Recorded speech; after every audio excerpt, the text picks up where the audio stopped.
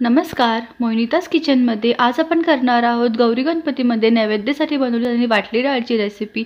ही पारंपरिक तशी रेसिपी आहे, पण आज मी तुम्हाला खूप सोप्या पद्धतीने ही बनवून दाखवणार आहे। जसं की आपण जी वाटली डाळ करतो त्यावेळेस आपण ते मिक्सरला आधी फिरवून मग ती परततो, पण त्यावेळेस खूप जास्त वेळ लागतो डाळ परतून होण्यासाठी। तर आज मी तुम्हाला एक स्पेशल ट्रिक वापरून अशी रेसिपी करून दाखवती आहे। जर आवडली तर चॅनलला सबस्क्राइब करायला विसरू नका।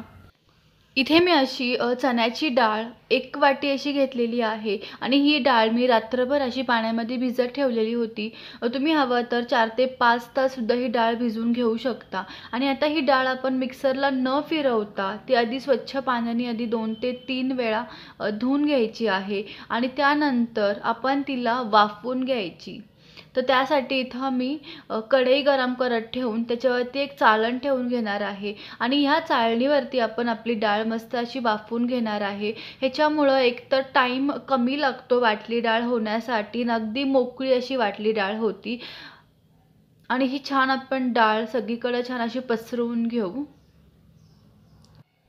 जेव्हा आपण वाटली डाळ करतो त्यावेळेस काय होतं, आपण ती पूर्ण मिक्सरला फिरवून घेतो, मग ती चिकट होते आणि पटकन ती मोकळी होत नाही। खूप जास्त गॅस सुद्धा वाया जातो आपला आणि वेळ सुद्धा वाया जातो।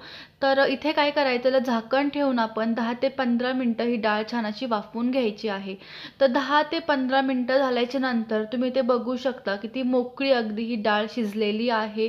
अगदी पूर्णासारखी ती मऊ नाही शिजत, पण जेव्हा आपण ती हाताने दाबतो तेव्हा ती पटकन अशी मोडली जाते।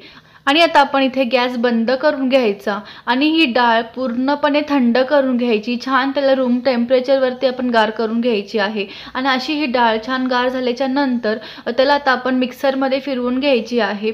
जसं आपण भरड काढतो त्या पद्धतीने ही डाळ फिरवून घ्यायची, किंवा शेंगदाण्याचं कूटला जसं आपण मिक्सरमध्ये त्याला फिरवून घेतो त्या प्रकारे ही डाळ आपण फिरवून घ्यायची आहे। खूप जास्त बारीक करायची नाहीये। तर इथे अशी ही डाळ मी मिक्सरला फिरवून घेते। एक 5-1 मिनिटं आपण हिला फिरवून घ्यायची आहे। तर तुम्ही या ठिकाणी बघू शकता किती मोकळी अगदी ही डाळ झालेली आहे, एकदम सुटसुटीत अशी डाळ होते। आणि आता आपण ह्या वाटल्या डाळीला फोडणी द्यायची। तर त्यासाठी इथं मी पॅनमध्ये 3 ते 4 चमचे असं तेल घालून घेते आहे। तेल थोडंसं जास्त लागतं ही डाळ करण्यासाठी। आणि इथे असं तेल चांगलं गरम झाल्याच्या नंतर त्यामध्ये मी घालती आहे पाव चमचा अशी मोहरी मस्त अशी तळतळून द्यायची आहे आणि तसंच 7 ते 8 पानं कढीपत्त्याची आणि थोडीशी हिंग घालून घ्यायची। आणि इथे असं हिंग घालून घेतल्याच्या नंतर मी घालती आहे हिरवं वाटण। तर या वाटणासाठी मी थोडी कोथिंबीर, 3 ते 4 हिरव्या मिरच्या, थोडंसं अद्रक असं मिक्सरमध्ये फिरून घेतलेलं आहे। तुम्ही हवं तर लसूण वापरू शकता, तुमच्याकडे जर लसूण चालत असेल नैवेद्यामध्ये तर तुम्ही लसूण वापरू शकता। आणि तसंच थोडीशी हळद। आणि आता हे आपण मस्त असं परतून घ्यायचं आहे बारीक गॅसवरती। 5-1 मिनिटांमध्ये छान हा मसाला परतून होतो।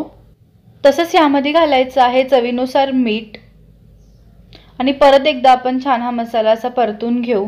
आणि आता यामध्ये आपण घालणार आहोत ती वाटलेली डाळ आणि अशी वाटलेली डाळ घालून आपण 5-1 मिनिटं छान परतून घ्यायचं आहे।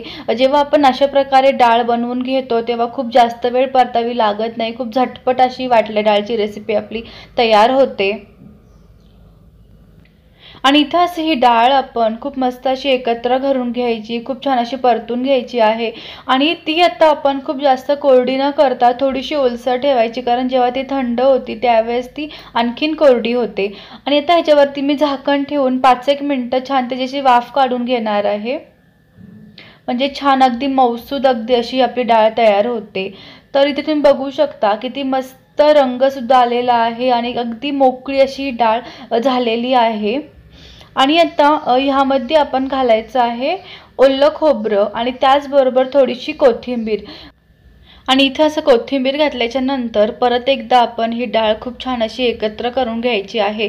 आणि तुम्हाला जर ही डाळ 2 ते 3 दिवस खायची असेल किंवा मुलांना आवडते ही डाळ खायला, तर त्यावेळेस तुम्ही आयत्या वेळी खोबरं घाला, लगेचच ओलं खोबरं घालू नका, ही डाळ खराब होऊ शकते। तर इथे अगदी सोप्या प्रकारे अशी आपली वाटली डाळची रेसिपी तयार आहे। आवडली तर सबस्क्राईब करा, शेअर करा, लाईक करा। थँक्यू।